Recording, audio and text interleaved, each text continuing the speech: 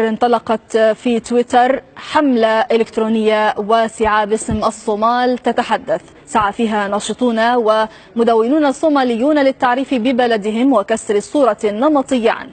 الهاشتاج الصومال تتحدث تصدر في قائمة الترند في تويتر في دول عربية عدة، حيث غرد تحته صوماليون وعرب بمعلومات وصور وفيديوهات غير تقليدية عن الصومال ومعلومات عن ثروات البلد وتاريخه السياسي، موضحين أن البلد قد بدأ يتعافى بعد أن أنهكته الحروب. أغنية باسم صومالي وأفتخر أعيد نشرها وتبادلها بين الناشطين الصوماليين ضمن هذه الحملة، نشاهد مقاطع منها.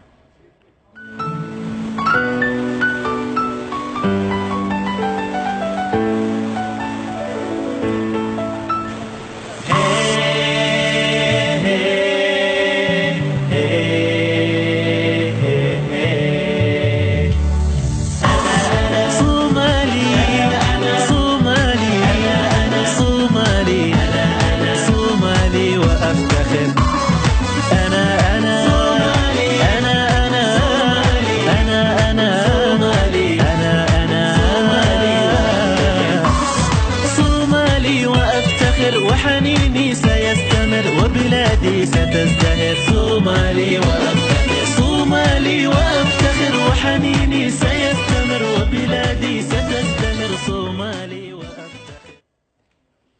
صور كثيرة تبادلها الناشطون من الصومال وعن الصومال، نستعرض بعضا منها.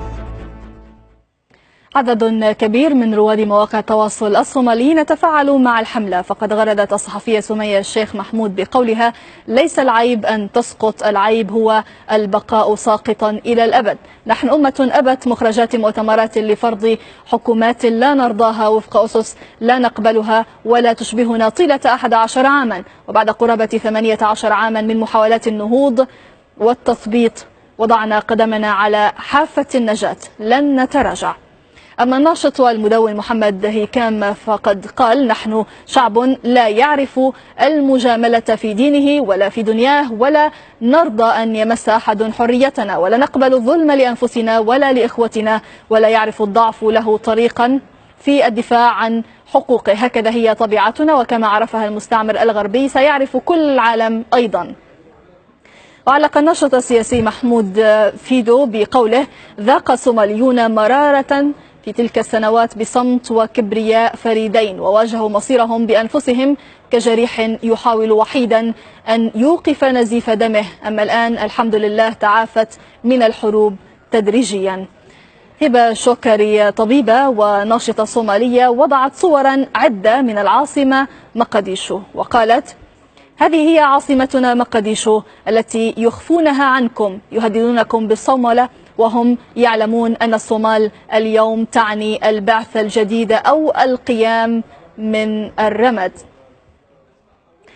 تفاعل عربي موازن لتفاعل الصومالي مع هذه الحملة، فقد علق الناشط السياسي المصري حازم عبد العظيم وقال: الصومال تتحدث، أتابع نشاط إعلامي ملحوظ عن الصومال، بلد أنهكتها الصراعات، ولكن مغردون شباب كلهم حب وانتماء، يتحدثون عن المستقبل بتفاؤل، ولهم بالعزة والحرية والكرامة والاستقلالية. ربما نرى دولة واعدة في السنوات القادمة، كل التوفيق لشعب الصومال.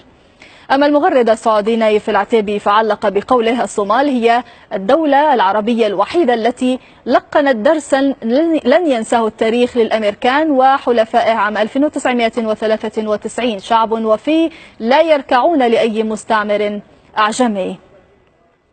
الناشط الفلسطيني أحمد البقاوي قال: الشعب الصومالي يمثل شعوبنا التي لا تسمح بابتزازها واستغلال نسب فقرها وبطالتها العالية، وتقول إن عزة نفسها لا يساوم عليها. مبسوط جدا بمحاولات مغردين صوماليين إعادة تعريفنا ببلدهم التي انحصرت صورتها في رؤوسنا بالتحذيرات من مجاعة قادمة فقط. ينضم إلينا الآن من مقديشو الناشط في هذه الحملة، حملة صومال تتحدث الدكتور يحيى شولي. أهلا بك دكتور يحيى.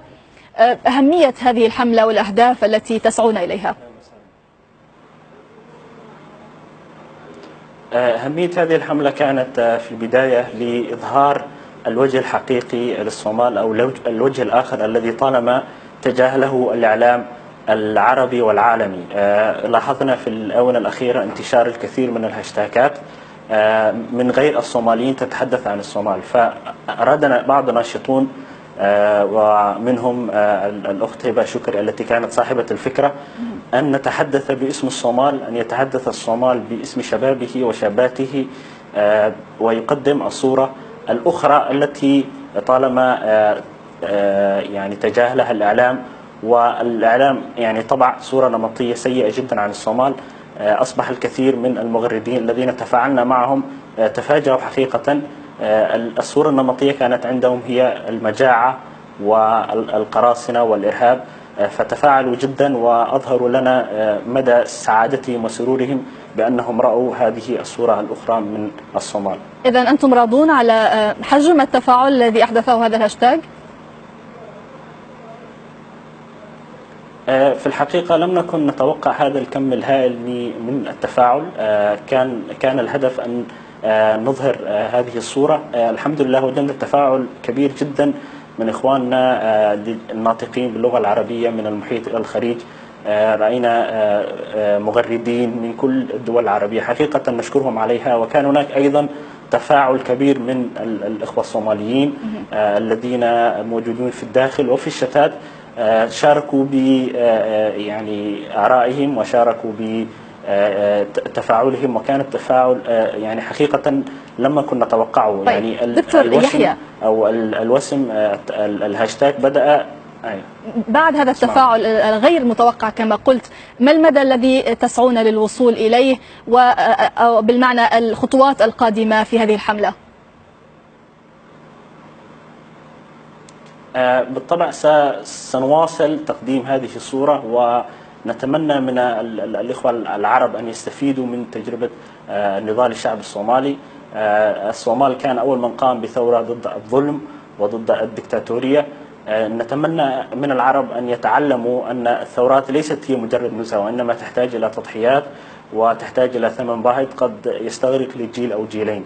فكنا نريد أن نغير هذه الصورة النمطية وأن نتواصل مع إخواننا العرب، بحكم أن الإعلام التقليدي لا يوصل الفكرة التي نريد هنا أن تحديدا السؤال، هل استمرار الحملة سيكون أيضا على منصات التواصل الاجتماعي؟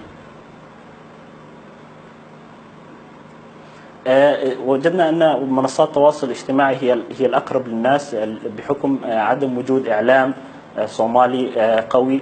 الإعلام موجود في الصومال هو معظمه إعلام محلي ويتكلم باللغة المحلية، لا توجد هناك منصات إعلامية تتكلم بلغات أخرى، لذلك سنركز على منصات التواصل الاجتماعي. دكتور يحيى شولي حدثنا من مقديشو الناشط في حملة صومال تتحدث. شكرا لك.